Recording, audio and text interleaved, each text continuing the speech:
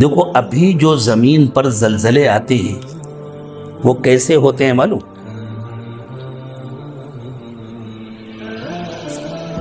جیسے یہ ٹشو ہے نا، یہ پورا ٹشو ہے، ذرا سا یہاں پر جھٹکا دے دیا گیا تو یہ حصہ ہلنے لگا۔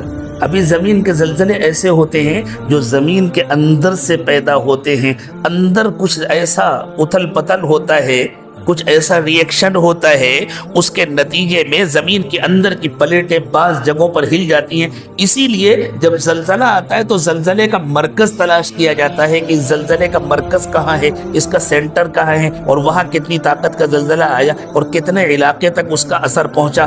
یہ ہے روزمرہ کے وہ زلزلے جو آتے رہتے ہیں، اللہ ان سے حفاظت فرمائے۔ اور قیامت کا جو زلزلہ آئے گا وہ زمین کے اندر سے نہیں ہوگا، قیامت کا زلزلہ زمین کے باہر سے ہوگا۔ اس میں پوری زمین ایسے ہلے، ایسے ایسے ایسے ایسے پوری زمین ڈولے گی، اور اس زلزلے کے بعد اس زمین پر زندگی ممکن نہیں رہے گی۔ اس صورت میں اللہ تعالیٰ نے قیامت کے اس زلزلے کا تذکرہ کیا ہے، اذا زلزلت الارض زلزالها، جب پوری زمین کو ہلایا جائے گا، واخرجت الارض اثقالها، اور زمین اپنے اندر کے سارے بوجھ نکال دے گی، اس لیے کہ جتنے انسان مر رہے ہیں اور زمین میں دفن ہو رہے ہیں گویا وہ زمین کا حصہ بن رہے ہیں، وہ زمین کا بوجھ ہے۔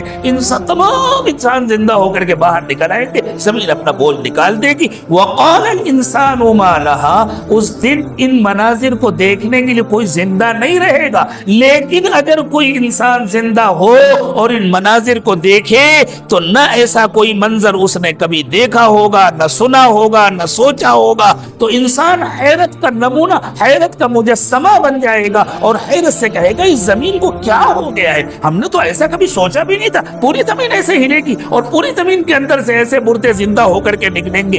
یومئذ تحدث اخبارها، اس دن زمین اپنے اوپر ہونے والے تمام واقعات کو بیان کرے گی۔